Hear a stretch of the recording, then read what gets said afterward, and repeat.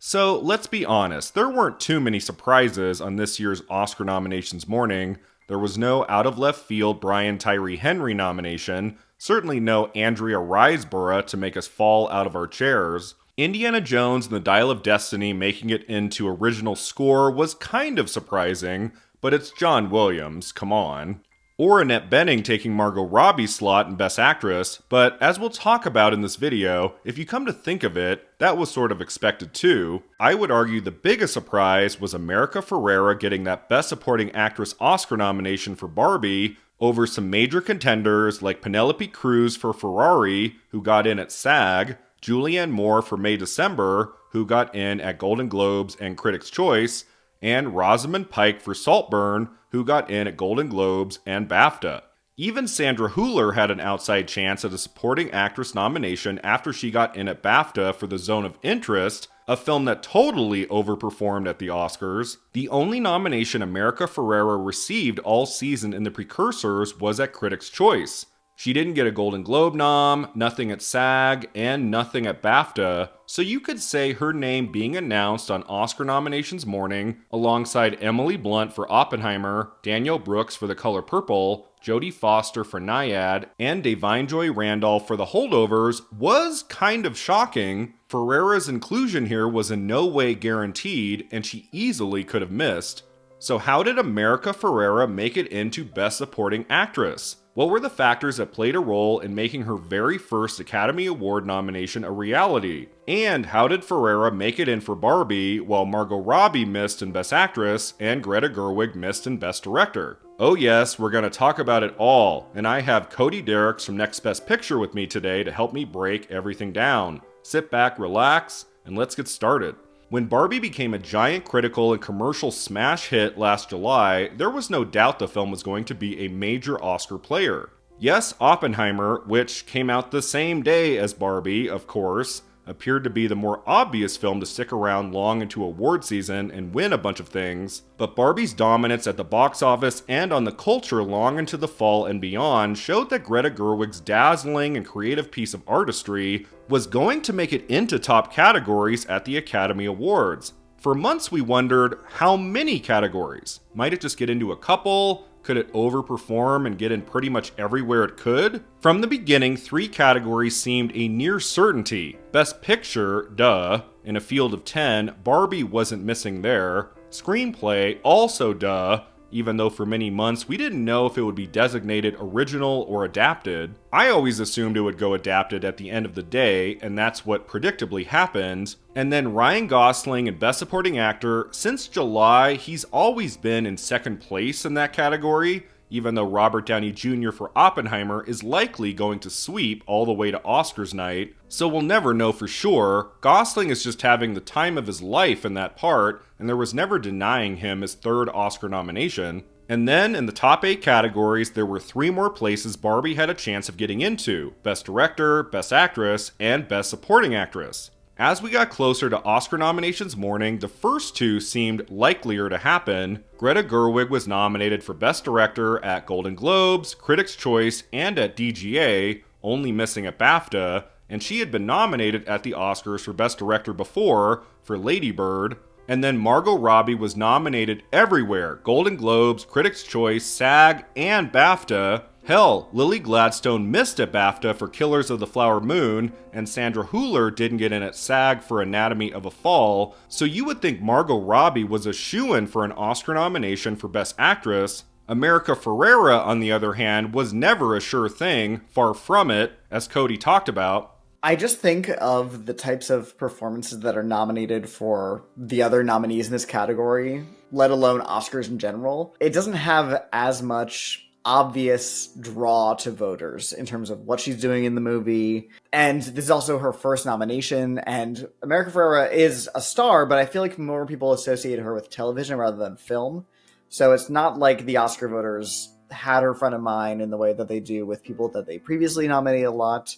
And again, the role is not necessarily one that screams Oscar attention, even though people were saying that when the movie came out. But yeah, it was definitely a surprise. Even for people like myself who were predicting her, she was absolutely the 5th most likely in my mind. But then, wow, when it came to the 96th Academy Award nominations, Gerwig missed in director, Robbie missed in lead actress, and America Ferrera, kind of a long shot possibility in Best Supporting Actress, made the final 5. So how did Ferrera do it? Here are the top 5 reasons.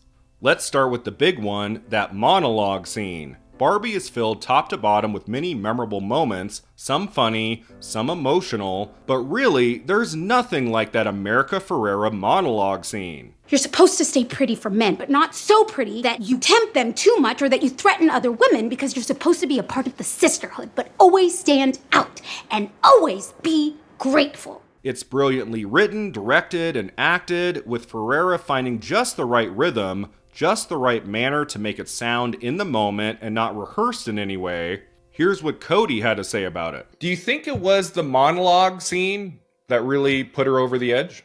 Absolutely. I think that's undoubtedly her Oscar clip. It's not only the most memorable part of her performance, it's one of the most memorable parts of the movie. It's become a meme. It stands out. My audience cheered after she finished the monologue. So I think it's almost entirely that monologue. She's very charming throughout. She's a naturally talented actor who invests so much humanity in every line reading she gives. But I think that one moment is the kind of moment that turns your performance from a good one into an Oscar-nominated one. It indeed is a scene that packs a wallop, and it had me thinking for months that especially after Barbie became such a blockbuster, that America Ferrera had a chance of cracking the Best Supporting Actress Final 5, so much so that in my early Oscar predictions video about the category from last October, I predicted her. Here's what I said. I'm not going to say she's got it in the bag by any means, but America Ferrera in Barbie. I mean, in some ways I'm like, are we giving the Academy too much credit? Are they really cool enough to nominate America Ferrera in Barbie? This would be the moment to recognize her for her performance as a whole and for that spectacular monologue she has in Barbie. So yeah, an Oscar nomination for Ferrera was always in play, and thus I personally wasn't that surprised when I heard her name, although I did, to be fair, tumble backwards. America Ferrera in Barbie.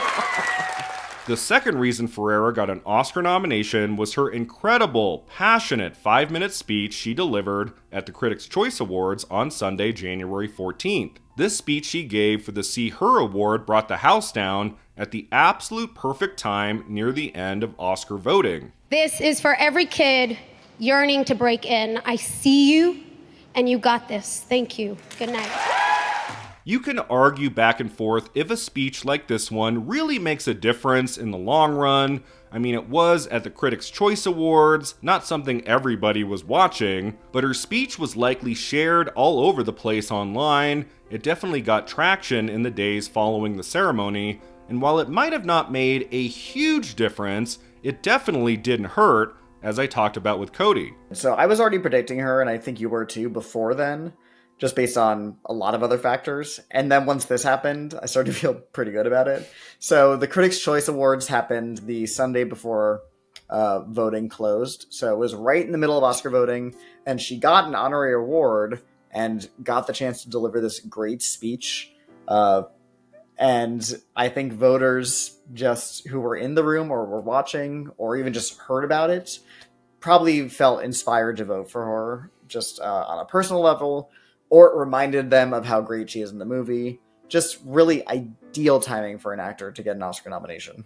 The third reason is that, let's face it, Best Supporting Actress was all over the place this award season, and there was room for a surprise or two. By Oscar nominations morning, there were truly only 2 locks, Emily Blunt for Oppenheimer, and the frontrunner, Da'Vine Joy Randolph for The Holdovers. Unlike, say, Best Actress, which had wiggle room in only that 5th and final slot, Best Supporting Actress had 3 slots up for grabs. Danielle Brooks for The Color Purple seemed probable, but her movie The Color Purple kept fading week after week, and if the movie had opened earlier in 2023, I wonder if she would have made it, as she turned out to be that film's only nomination. Jodie Foster was vulnerable too, because Nyad was a divisive movie not everybody liked, and so her missing wouldn't have been a shock. There was absolutely room here for someone who hadn't gotten many precursor nominations, Ultimately, other major contenders in this category had at least one major flaw against them. Penelope Cruz for Ferrari, as I said, only got in at SAG,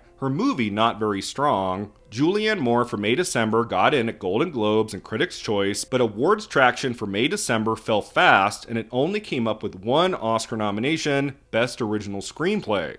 And Rosamund Pike for Saltburn, let's be honest, I was always doubtful of the film's Oscar chances, and her chances too, even though she did get in at both Golden Globes and BAFTA. Saltburn is another very divisive film of 2023, and so her missing seemed likely. This meant that if Brooks and Foster got in, there was still that fifth slot, and America Ferrera, like I have felt since July, seemed to be the most fitting choice. Because the fourth reason is that she does give one of the standout performances in one of the most beloved and popular movies of 2023. Barbie was a movie all Academy members were going to be watching and considering in a variety of categories, both above the line and below the line.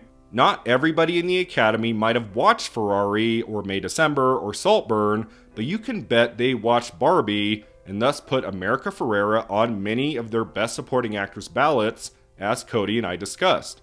So they were watching the film. They were looking for places to award the film. And when they're filling out their ballots, Oscar voters, we can assume this based on conversations and those frustrating anonymous ballots every year, Oscar voters are watching less films than we might expect them to, on the whole, on average. So if they're filling out their ballot and they're frankly struggling to think of a fifth name in a certain category, we've seen this before. They will default to a movie that they like otherwise. I'm thinking of Sam Rockwell getting in for Vice, which is one of the most wow nominations we've had recently. Really obvious name checking, and he just won the previous year. This really, though, I think is a case of they loved Barbie. And yes, she missed SAG for Penelope Cruz from Ferrari. I never really bought Penelope as a contender in this category for the Oscars. Last year, Brian Tyree Henry got in for Causeway with just a Critics' Choice nomination, so it's not unheard of. And that movie was even less seen than Barbie is because that was the film's only nomination. So it happens. And every year there's one contender who gets in who is more of a surprise because they got either one or two or even no precursors. And she ended up being the one that I predicted correctly. If America Ferrera had given a similar performance in a different movie, one that wasn't nearly as popular as Barbie, she doesn't get the Oscar nomination, I'm sad to say. I think Ferrera, for example, is just as good in Dumb Money, which came out in September 2023, but that film never went anywhere come award season, and so her performance there was overlooked. Ferrera being in such a colossally huge hit in Barbie paved the way for her first Academy Award nomination. And really, is anyone truly angry Ferrera got in? Because the fifth and final reason, beyond what I do believe is a solid performance in that movie, very funny and charming and real, is that America loves America Ferrera. She is one of those talented performers who's been doing good work in film and television for years, who rarely gets her due when it comes to awards. She did win Emmy and Golden Globe Awards way back in 2007 for Ugly Betty, which is fantastic. She was also rightfully nominated for Best Debut Performance at the Film Independent Spirit Awards for Real Women Have Curves, her breakthrough from 2002, but she got pretty much nothing for The Sisterhood of the Traveling Pants, Lords of Dogtown, The Amazing Superstore, which aired from 2015 to 2021. As it turned out, Ferrera was in the right place at the right time with Barbie, and here she is now, an Academy Award nominated actress. Do we think at the end of the day she deserved the nomination? You know, a lot of people have said that is not a strong enough performance to be an Oscar nominee. Like, do you agree with that? Like, I'm okay with it. I'm fine with it. I think, what does that mean? You know, what are we talking about here? If we're talking about supporting actress and supporting actor, plenty of times throughout history, people have won for one big moment. And I think if we're talking about smaller performances with less runtime, this is the place to reward them. This category has been kind of poisoned with category fraud from contenders who should be in leading categories. I'm thinking of most obviously people like Alicia Vikander for The Danish Girl, who won in supporting actress for what is clearly a leading actress performance. And those kinds of performances getting recognition here makes people look at smaller in terms of screen time or what they do in the movie performances as lesser. And I don't think that's fair. I think America Ferrera showed up to work. She did exactly what she's supposed to do for that character, nothing more, nothing less. And they liked the movie and the performance. So what else are they supposed to do? Now, as we reach the end here, you might be asking, but wait, how did Ferrera get nominated, but not Greta Gerwig or Margot Robbie? Yes, many have been upset that Gerwig missed director and Robbie missed actress, but first, remember, both of these women did get Oscar nominations for Barbie, Gerwig in adapted screenplay, and Robbie in picture. Second, their snubs, if you want to call them that, were never shocking. And third, you simply can't compare these very different Oscar races. That's the thing. The Academy voters are not voting for America Ferrera against Margot Robbie. They're not voting for Ryan Gosling as opposed to Margot Robbie. They're completely different races. Margot Robbie also got in for producing. I don't really have time for people losing their minds over these snubs. If you want to talk about the fact that Margot Robbie made it in everywhere and it was a surprise that she didn't get in, that's absolutely true. I was predicting her. It's a wonderful performance. I love her as an actress. But if we're talking about grand injustices, there are much bigger things, not only at the Oscars, but also in the world to worry about right now. Well said, Cody. It's just insane to me for anyone to be up in arms over these so-called snubs in Best Director and Best Actress. For instance, I never once thought Gerwig was going to make it into Best Director. That director's branch is a snotty bunch who year to year typically nominate at least one international pick over a box office success, like when Denis Villeneuve missed for Dune 2 years ago and Drive My Car got in instead. And here's the thing about Best Actress. It was so stacked and competitive this year that Robbie I always felt was vulnerable, even though she did get in everywhere she needed to. She was probably in 4th or 5th place all along the way. And with Annette Bening for Nyad getting into Golden Globes and SAG, the veteran actress always had a chance at taking Robbie's slot because Bening has 4 Oscar nominations behind her, and she plays a real-life person in a physically demanding role Academy members often go nuts for.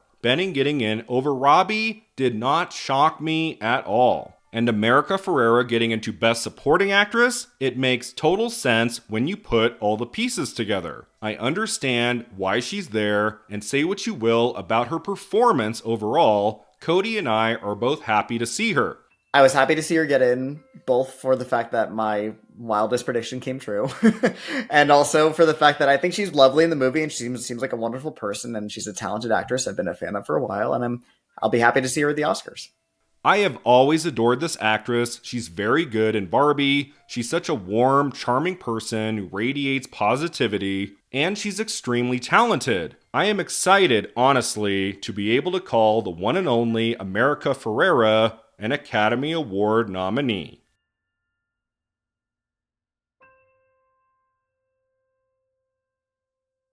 Thanks so much for watching and subscribing, and let me know in the comments below what you think about that Oscar nomination for America Ferrera. Did you find it to be a major surprise, or did you see it coming? We'll see you next time at the Awards Contender.